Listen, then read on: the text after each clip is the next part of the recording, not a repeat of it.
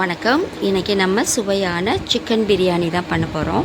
Half KG சிக்கனுக்கு half KG rice, basmati rice தான் எடுத்துக்கிட்டேன். இதுக்கு வந்து நம்ம என்னென்ன அளவுகள் போடுறோம் அப்படின்றத உங்கள்கிட்ட நான் ஷேர் பண்ணிக்கிறேன். ஏன்னா உங்களுக்கெல்லாம் பிரியாணி பண்ண தெரியும், நல்லா செய்வீங்க. பட் நான் எப்படி பண்ணுறேன்றத உங்கள்கிட்ட நான் சொல்கிறேன். அதுக்கு ஹாஃப் கேஜ் சிக்கன் எடுத்து நல்லா கழுவி தயிர் கொஞ்சம் போட்டு மூடி போட்டுருங்க. அப்புறம் ரைஸ் எடுத்து நல்லா கழுவி அதையுமே தண்ணி விட்டு ஊற வச்சிடலாம். ஏன்னா நம்ம ரைஸ் போடுறதுக்கும் இந்த மசாலாஸ்லாம் வதக்கி எடுக்கிறதுக்கும் கரெக்டாக இருக்கும், டைம் கரெக்டாக இருக்கும் அந்த ஊறுற டைம். அதுக்கப்புறம் நம்ம மற்ற இன்க்ரீடியன்ட்ஸ் எல்லாம் ரெடி பண்ணுவோம். ஒரு பெரிய வெங்காயம் இருந்துச்சு என்கிட்ட, அதனால் ஒரே ஒரு வெங்காயம் மட்டும் எடுத்துட்டேன். நீங்கள் வந்து 2-3 எடுத்துக்கலாம், மீடியம் சைஸாக இருந்ததுன்னா கட் பண்ணி ரெடி பண்ணிக்கலாம். தக்காளி சின்னதாக 2 தான் எடுத்துக்கிட்டேன். அதை மிக்ஸி ஜாரில் போட்டு தான் நான் எடுத்து வச்சுட்டேன். அதுக்கப்புறம் ஒரு கைப்பிடி புதினா, ஒரு கைப்பிடி கொத்தமல்லி நல்லா அலசி எடுத்து வச்சுருங்க. 3 பச்சை மிளகா. ஸோ இது சரியாக இருக்கும். அதுக்கப்புறம் இஞ்சி பூண்டு பேஸ்ட்டு 150 கிராம் இருக்கும். இஞ்சி பூண்டு பேஸ்ட்டு, இஞ்சி கொஞ்சம் கம்மி பண்ணிவிடுங்க, அப்போ தான் கொஞ்சம் நல்லாயிருக்கும், இந்த எரிச்சல் இல்லாமல். அதோடு நம்ம எடுத்து வச்சுருக்கிற அந்த புதினா கொத்தமல்லி இருக்கிறே அதில் கொஞ்சம் கொஞ்சம் சேர்த்து அரைச்சிக்கோங்க, சுவைக்காக தான் சொல்கிறேன். 4-5 சின்ன வெங்காயம். ஸோ இஞ்சி பூண்டு பேஸ்ட்டு இதையுமே நம்ம என்ன பண்ணிட்டோம், இப்போ ரெடி பண்ணி வச்சியாச்சு. அதுக்கப்புறம் முக்கியமானது பிரியாணி மசாலா. பிரியாணி மசாலா நம்மளே ரெடி பண்ணலாம். ஒரு மீடியம் சைஸ் 2 பட்டை, 2 லவங்கம், 2 ஏலக்காய், பிரியாணி இலை, ஒரு 2 ஸ்பூன் சோம்பு, அப்புறம் இந்த முந்திரி ஒரு 5 சேர்த்துக்கோங்க, 5-6, ஏன்னா அது சுவைக்காக தான் அதுவுமே. அப்புறம் இந்த ஹோல் ஸ்பைசஸ் உங்களுக்கு தேவைன்னா, நான் இவ்வளோ தான் சேர்த்தேன், உங்களுக்கு தேவைன்னா கொஞ்சம் கொஞ்சமாக சேர்த்து அரைச்சி ரெடி பண்ணி வச்சுக்கலாம். ஒரு 2 ஸ்பூன் வர அளவுக்கு ரெடி பண்ணிக்கலாம். இப்போ எல்லாமே நம்ம ரெடி பண்ணியாச்சு. இப்போ ஒரு பாத்திரம் வைக்கிறோம். பாத்திரம் வந்து நான் குக்கர் தான் வச்சேன். குக்கரில் ஒரு 100 கிராம் ஆயில் போதும், தேவைக்கு ஏற்ப நீங்கள் போட்டுக்கோங்க. 2 ஸ்பூன் நெய் போட்டுக்கிட்டேன். ஸோ நல்லா எண்ணெய் காஞ்சதுக்கப்புறம் வெங்காயத்தை போடுறோம். அந்த கட் பண்ணியிருக்க வெங்காயம் நல்லா நிறம் மாறணும். அட்லீஸ்ட் ஒரு 5 மினிட்ஸ்க்கு மேலே ஆகும் அந்த நிறம் மாறுறதுக்கு. அது வரை நீங்கள் வதக்கணும். வதக்கிட்டு அந்த கலர் சேஞ்ச் ஆகும்போது நம்ம இஞ்சி பூண்டு பேஸ்ட் போட்டு நல்லா வதக்குறோம். இஞ்சி பூண்டு பேஸ்ட்டை வதக்கினதுக்கப்புறம் புதினா கொத்தமல்லி இருக்குது இல்லையா, அந்த இலைகள் இருக்குது, அதையும் போட்டு நல்லா அந்த எண்ணெயில் வதக்குறோம்.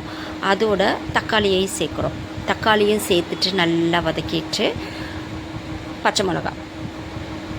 ஸோ இப்போ நம்ம எடுத்து வச்சுருக்கிற பச்சை மிளகா, இஞ்சி பூண்டு பேஸ்ட் எல்லாத்தையும் போட்டாச்சு. அடுத்து ஒரு 10 மினிட்ஸ் ஆகும் அந்த மசாலாஸ் நல்லா எண்ணெயில் வதங்கணும், அந்த வாசனையெல்லாம் போகிற அளவுக்கு. அதுக்கப்புறம் நம்ம எடுத்து வச்சுருக்க சிக்கனை போடுறோம். சிக்கன் போட்டதுக்கப்புறம் அதையுமே எண்ணெயில் நல்லா வதக்கி விட்டுறோம். அதுக்கப்புறம் நம்ம மசாலாஸ்லாம் ஆட் பண்ணுறோம். நான் என்னென்ன மசாலா போட்டோம் அப்படின்னா, அந்த பிரியாணி மசாலா இருக்குது இல்லையா, அதை சேர்த்துக்கலாம். அது 2 ஸ்பூன் இருக்கும், அவ்வளோதான். ஏன்னா நான் கரெக்டான அளவு தான் சொல்லியிருக்கேன் உங்களுக்கு. ஸோ அந்த 2 ஸ்பூனையும் அதில் போட்டுடலாம். அதுக்கப்புறம் காரத்துக்கு ஏற்ற மாதிரி 1 ஸ்பூன் மிளகாய்த்தூள். உங்களுக்கு கூடுதல் காரம் தேவை அப்படின்னாக்கா எக்ஸ்ட்ரா கூட நீங்கள் சேர்த்துக்கங்க, அது உங்களோட சுவையை பொறுத்தது. அதுக்கப்புறமா நான் வந்து மட்டன் மசாலா 1 ஸ்பூன் சேர்த்துக்கிட்டேன். உங்களுக்கு தேவைன்னா சரிங்க, இல்லைனா இதுவே போதும், இதுவே நல்லதாக இருக்கும். ஸோ நல்லா வதக்கி விடுங்க. அதை மசாலாஸ்லாம் சேர்த்துட்டு 1 கப்பு இருக்கும் தயிரும் போட்டு நல்லா மிக்ஸ் பண்ணிவிட்டு தேவையான அளவுக்கு உப்பெல்லாம் சேருங்க. சேர்த்துட்டு பத்தலைன்னா அதுக்கப்புறம் கூடுதல் குறைச்சலாம் நீங்கள் பார்த்து செக் பண்ணி தான் போடுவோம் எப்போவுமே. ஸோ இதெல்லாம் நல்லா போட்டதுக்கப்புறமா நான் 1 லெமன், சின்ன லெமன் தான் எடுத்துட்டேன், அதனால் ஃபுல்லாக போட்டுட்டேன். பெருசாக இருந்துச்சுன்னா ஹாஃப் மட்டும் போடுங்க. ஏன்னா நம்ம அரிசியுமே ஹாஃப் கேஜி தான் எடுத்துருக்கோம் இல்லையா. ஸோ அதுக்கேற்ற மாதிரி போட்டு நல்லா பிளெண்ட் பண்ணி ஒரு 5 மினிட்ஸ் லைட்டாக தண்ணி தெளித்து அதை வந்து நம்ம மூடி போட்டு வேக விடுவோம். ஏன்னா அந்த மசாலாஸ் வந்து அந்த சிக்கனில் இறங்கணும்.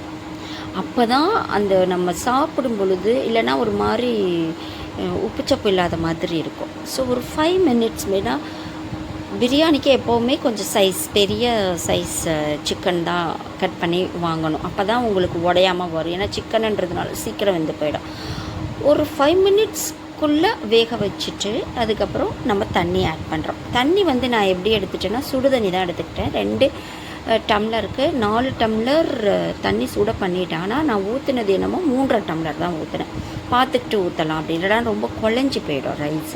இது வந்து குழையாமலும் இருக்கும், நல்லா வெந்து சூப்பராகவும் இருக்கும். அதனால் ஒரு 1/2 டம்ளர் கிட்ட கம்மி பண்ணிவிட்டு பண்ணிக்கோங்க. 3.5 டம்ளர் ஊற்றுங்க, சரியாக இருக்கும். அதுக்கப்புறம் உப்பு, புளிப்பு இதெல்லாமே செக் பண்ணிவிட்டு ரைஸ் எப்படி போடணுன்னாக்கா, அந்த சிக்கனை நல்லா 5 நிமிஷம் வேக வச்சு தண்ணி விட்டு கொதி வந்ததுக்கப்புறம் போடுங்க. எப்போவுமே தண்ணி கொதித்து ரைஸ் போட்டோம்னா மட்டும்தான் ரைஸு சூப்பராக இருக்கும். இல்லைன்னா ஒரு மாதிரி கொலன்னு ஆன மாதிரி இருக்கும், அந்த கஞ்சி கொத்துக்கிட்ட மாதிரி இருக்கும். இந்த மாதிரிலாம் நார்மல் ரைஸ்க்கே அப்படி தான். ஸோ பிரியாணிக்கும் அப்படி ஆகிடும். ஸோ அதுக்காக தான் தண்ணி நல்லா கொதித்ததுக்கப்புறமா இதில் ரைஸை சேர்க்குறோம். ரைஸ் சேர்த்துட்டு ஒரு 5 to 10 மினிட்ஸ்குள்ளேயே அது வெந்துடும்.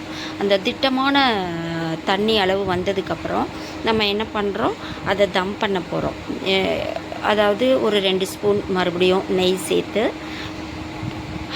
கொஞ்சோண்டு புதினா, கொத்தமல்லி இதெல்லாம் போட்டுட்டு நம்ம என்ன பண்ணுறோம், குக்கர் போட்டு மூடிட்டு அடியில் ஒரு தோசைக்கல் வச்சு அதை வந்து ஒரு 10 மினிட்ஸ் இருந்தால் போதும். ஒரு தடவை எடுத்துகிட்டு பார்த்தீங்கன்னா உங்களுக்கே தெரியும். ஸோ இப்போ வந்து 10 மினிட்ஸ் ஆயிடுச்சு. பார்த்தோன்னா சூப்பரான ஒரு பிரியாணி இருந்தது. பாருங்கள், உங்களுக்கே தெரியும். அதை ஓப்பன் பண்ணி அதை எடுக்கலாம், அப்படியே உடைக்கலாம். பிரியாணியை செம்மையாக வந்திருக்குல்ல, டேஸ்டியாக இருக்குது, பார்க்கவே யம்மியாக இருக்குது. ஸோ இதே அளவுகளில் நீங்களும் உங்கள் வீட்டில் செய்து இதுக்கு ரைத்தா, இல்லைனா சிக்கன் கிரேவி, இல்லைனா கத்திரிக்காய் கிரேவி வச்சு சாப்பிட்டோம்னா அப்படியே சுவையாக இருக்குங்க, பார்க்கவே நல்லாயிருக்கு. இதே போல் செய்து சூப்பராக சாப்பிடுங்க.